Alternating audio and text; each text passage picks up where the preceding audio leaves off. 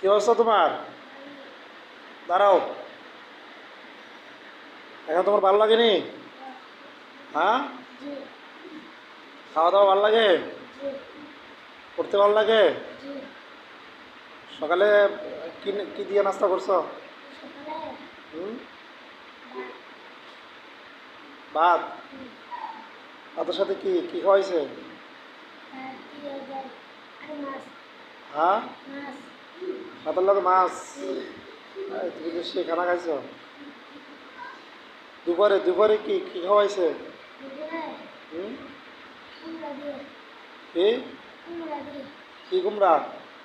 মিষ্টি কুমড়া মিষ্টি কুমড়া। জি ও, সামিয়াল বাড়িতে কি দিয়ে খাইছো?